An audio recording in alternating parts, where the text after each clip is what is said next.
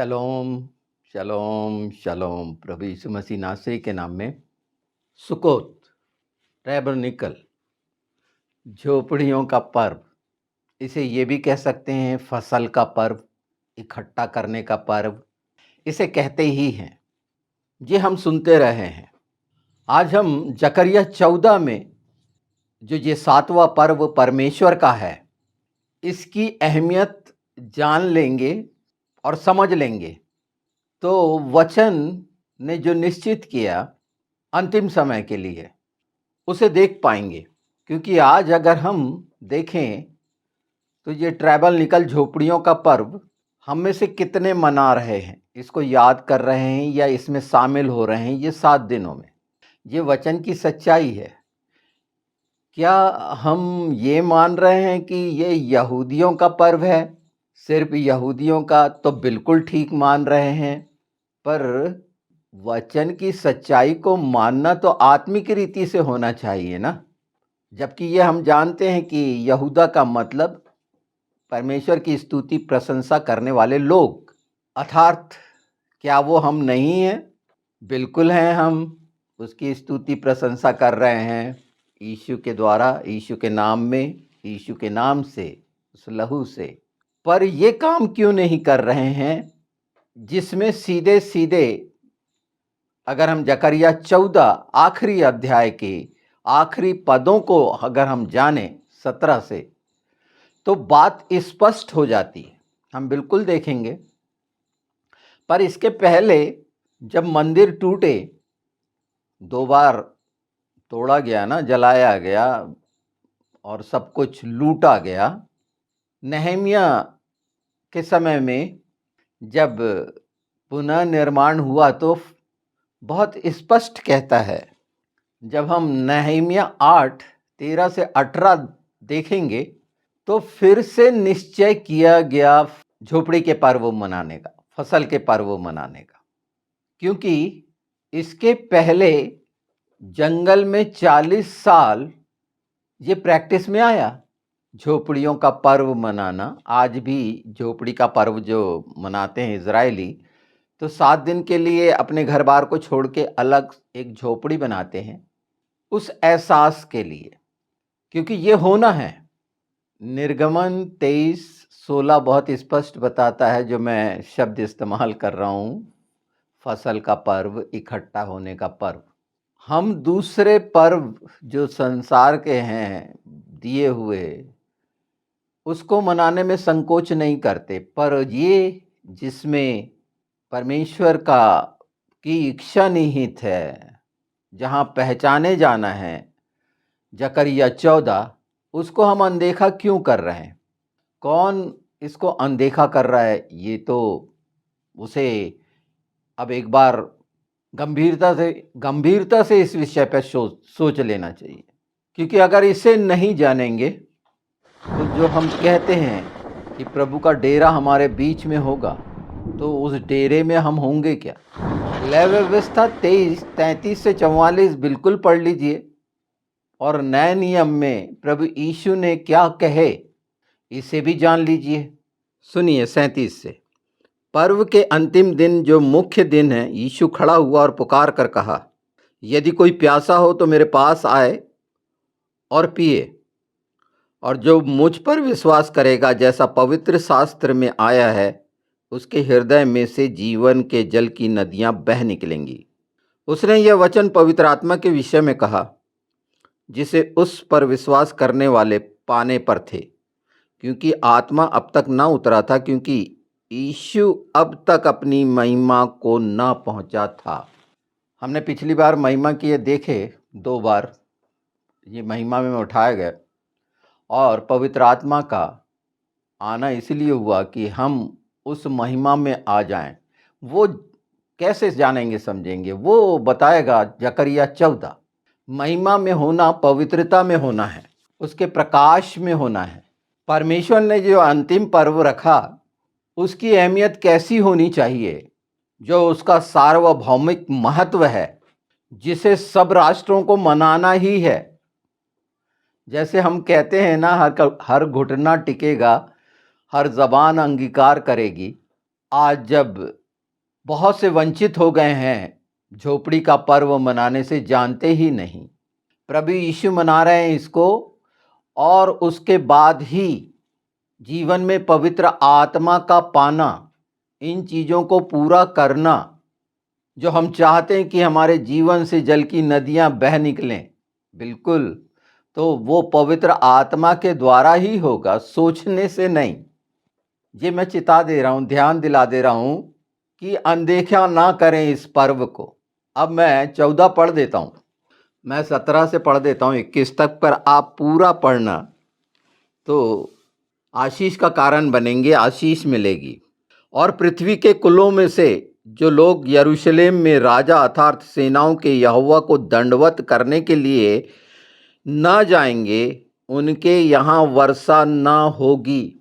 और जो हम बाइबल को मानते हैं, वचन की समझ रखते हैं, वो जानते हैं कि राष्ट्र लोगों को भी कहा गया है, देश को भी कहा गया है, और व्यक्तिगत हम एक राज्य हैं, एक देश हैं। तो एक राष्ट्र के लिए जो वर्षा का ना होना, मतलब हर रीति से हर चीज रोक दी जानी है। अगर सांसारिक नज़रिए से सोचते हो, खाना पीना, तो उपज नहीं होगी, कुछ भी नहीं। पवित्र आत्मा के द्वारा ही हमारे जीवन में, जो प्रभु यीशु ने यूहन्ना 7 में कहे हैं, ये बहुत स्पष्ट है, वर्षा नहीं होगी। ये अंडरलाइन कर लीजिए कि ये वर्षा सिर्फ जमीनी पैदाइश के लिए नहीं है, कुछ नहीं, कुछ भी नहीं होगा। यदि मिस्र का कुल वहाँ ना आए तो क्या उन पर वह मरी ना पड़ेगी? वही मरी जो मिस्र में पड़ी थी। और हम सब जो अन्य जाति हैं, मिस्र में से निकल के आए हैं, अंधकार में से निकल के आए हैं। और अगर ये संगति हम नहीं कर सकते, ट्रैवल निकल की, झोपड़ियों के पर्व की, फसल के पर्व की, इकट्ठा होने के पर्व की, ये सारी चीज़ें नरसिंगा फूकने के बाद ये शुरू हैं, तो उन पर निश्चित मरी पड़ेगी।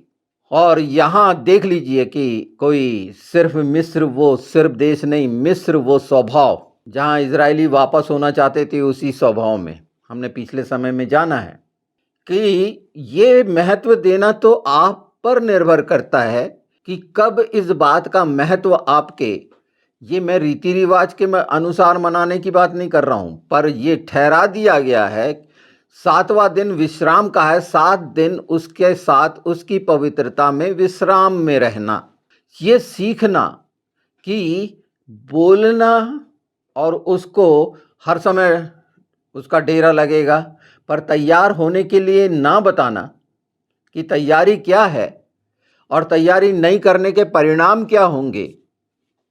तो दरिद्रता से शुरू है किसी भी चीज, हर चीज की कमी, हर चीज के लिए मोहताज, वर्षा ना होना। और बाइबल में वर्षा के बारे में बताया गया आशीषों का कारण, जिससे यहोवा उन जातियों को मारेगा जो झोपड़ियों का पर्व मनाने के लिए न जाएंगे। तो यहोवा जो खुद याशुआ है, जिसने कह दिया कि मैं तुम्हें नहीं जानता, यहाँ पर लागू होगा कि मनुष्यों के सुन के मनुष्यों का पर्व मनाते रहे। बिल्कुल मनाना चाहिए, जनवरी में न्यू ईयर, बिल्कुल, आप तो हर दिन न्यू ईयर, नई सृष्टि है, मनाना चाहिए। पर परमेश्वर का नया साल जो दिया था, जो पिछले समय में, वहाँ जाके सुनिए, ये सच्चाइयाँ हैं, ये पवित्र शास्त्र की वो सच्चाइयाँ हैं जिसे इसलिए नहीं बोला जाता कि सब्सक्राइबर साथ छोड़ देंगे, व्यूवर्स नहीं देखेंगे। यहाँ मैं इस बात की चिंता के साथ नहीं हूँ, क्योंकि मैं जानता हूँ कितनी रुकावट है सच्चाई को सामने आने में। यहाँ परमेश्वर का एल्गोरिदम है, ये कंप्यूटर का नहीं। वो जैसा चाहेगा, और उसमें वो चुने हुए होंगे जो हर दिन अपने को जानेंगे, पहचानेंगे, क्योंकि उनके पास जीवन का सोता है। उनके यहाँ हमेशा अपने अपने समय में सब चीज़ें, उनके जीवनों में वो ऋतु हैं जो काम करेंगी। यह मिस्र का और उन सब जातियों का पाप ठहरेगा जो झोपड़ियों का पर्व मनाने के लिए न जाएंगे। मिस्र में तो नहीं है, गोसेन में है या मिस्र में है। ये मैं मसीही लोगों को बोल रहा हूं क्योंकि वो गोसेन को जानते हैं। अगर नहीं जानते तो फिर एक बार बता दूं कि मिस्र में अंधेरा था 3 दिन का, पर गोशेन में उजाला था। बोलते हैं बिल्कुल, पर उजाला कब आएगा? इन बातों के साथ झोपड़ियों के पर्व में हम शामिल हो रहे हैं, उसके साथ रह रहे हैं। पर्दा इसीलिए फटा कि हम प्रवेश पाएं, आना जाना वो सब चीजें कर पाएं जो हमने व्यवस्था के द्वारा, हम कमजोर थे, निर्बल थे, नहीं कर पाए। प्रभु यीशु ने उसे कर दिए, उस व्यवस्था को पूरा करे जो पवित्र है। तो यहूदी मनाते हैं इसलिए नहीं मनाएंगे। इन सारे भ्रम से निकलना है, क्योंकि हमको पहचानना है कि हमें कहाँ जाना है। हमें रास्ता जो प्रभु यीशु है वो बता रहा है कि ये ट्रैवल निकल तुम्हारा आखिरी स्टॉप है। और उसके बाद 8वां दिन की जो बात कही गई है वो सब कुछ ये इतना अद्भुत है कि अगर हम इसी हिस्से पर रुक गए हैं, हम में से कितने हैं बताइए ना कि इस पर्व को इकट्ठा होकर वैसे आनंद और खुशी से मनाएं। और ये मनाना ही सिर्फ नहीं है, इस बात को याद करना है कि हम मिस्र से निकाले गए, वो इजरायली निकाले गए। हम भी तो उसी मिस्र में पड़े हुए थे, गहरे सत्यानाश के दलदल में। वहां से प्रभु यीशु ने हमें निकाला है। झोपड़ियों के पर्व की अहमियत अगर हमारे पूरे जहन में नहीं है, विचारों में नहीं है, सोच में नहीं है, समझ में नहीं है और विवेक में ये बात नहीं आती, तो कहीं ना कहीं कोई कमी है, उसका उपचार होना चाहिए। और ये इस वचन के अनुसार भी, क्या आप इस वचन को किस तरह से देखते हैं या ठहराएंगे? आप क्या महत्व दे रहे हैं इसको? क्या गंभीरता है आपके अंदर? इस सच्चाई की जो होना है, ये निश्चित होना है कि वो अंतिम समय में क्या मरी का शिकार होंगे, नहीं जा पाएंगे, वहां पर होंगे ही नहीं। जहां पर डेरा होगा वहां पर होंगे ही नहीं, क्योंकि मालूम ही नहीं है। और अगर वहां नहीं है, हम नहीं पहुंच पा रहे हैं, तो उन शिक्षाओं को देखिए जो इनसे दूर करती हैं, इन बातों की समझ से दूर करती हैं। कि ये बातों की समझ ही नहीं है तो हम उसका ट्रैवल निकल भी नहीं है, हम उसका पवित्र आत्मा का मंदिर भी नहीं है। क्योंकि कहीं से भी ये अगर उत्साह नहीं है जो परमेश्वर ने निश्चित किया, जिसे यीशु प्रभु ने पूरा किए 4, और ये 3 पूरा करने वो आने वाले हैं, और पवित्र आत्मा के साथ यीशु के नाम में ये सब कुछ होकर हम महिमा में उठाए जाने वाले हैं। पर यही नहीं मालूम, निश्चित पवित्र आत्मा यीशु के नाम में आपको ये समझ दे कि ऐसे बंधन और गांठों से निकलकर, इस सच्चाई को जानकर कि परमेश्वर के समय को आप नहीं बदल सकते।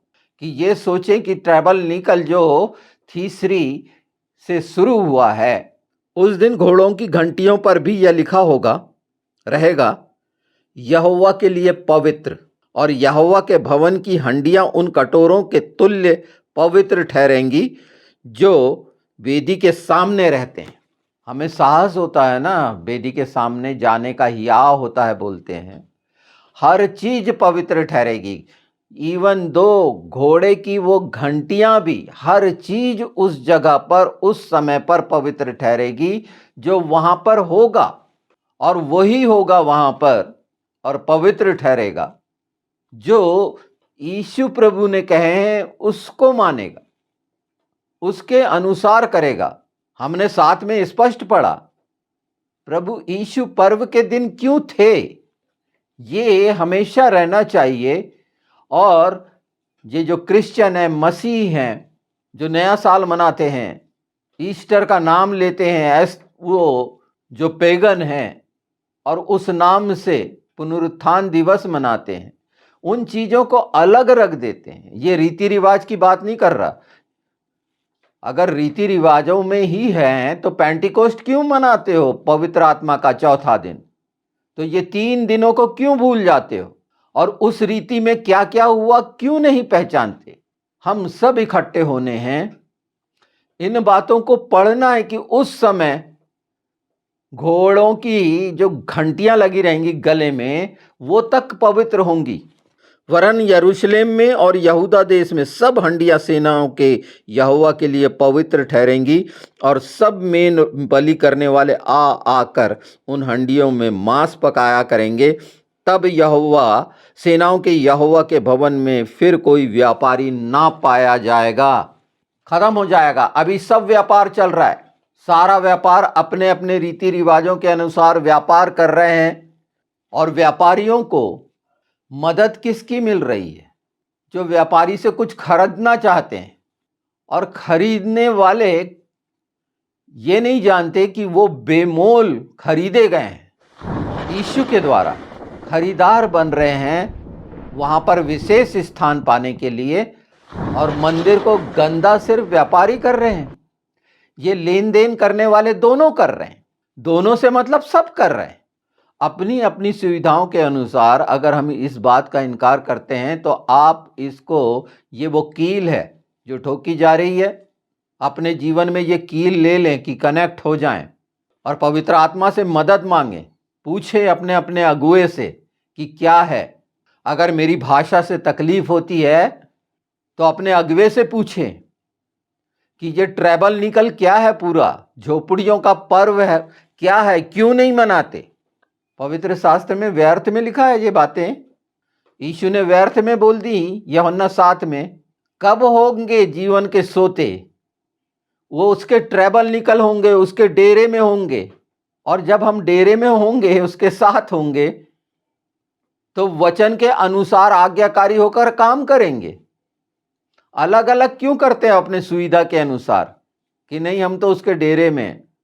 तो फिर चिंता नहीं करनी चाहिए कि ये मान लो कि उठा लिए गए हो, स्वर्ग में हो, उठा लिए गए हो।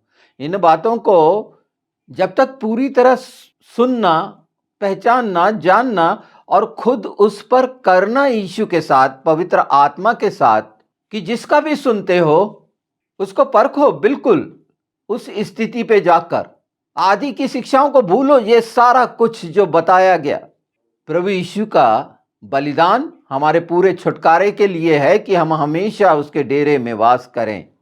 हम ऐसे छोटे छोटे हिस्सों को देखते हुए चलेंगे। ये ऐसा मनोरंजन और मनोरंजन के लिए नहीं है कि इससे आप आनंदित हो, पर आपकी आत्मा आनंदित हो जाएगी। और इसका स्वाद अगर आ गया तो हमेशा हमेशा उसके साथ रहने का स्वभाव आएगा। यही है मतलब झोपड़ी के पर्व का।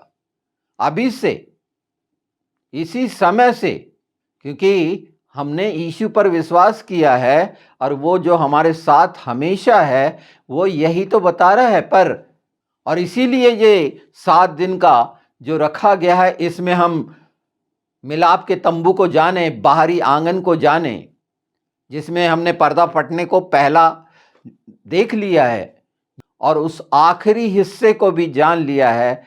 और उस आखिरी हिस्से में उसके साथ होने के लिए बाहरी आंगन और पवित्र स्थान, परम पवित्र स्थान में हमारे द्वारा क्या क्या बोया जाएगा, कैसा कैसा बोया जाएगा, किस सच्चाई के साथ बोया जाएगा, ये समझ पवित्र आत्मा देंगे और आप कर लेंगे यीशु के नाम में। क्योंकि ये मार्ग तो पूरा वहीं पर होगा।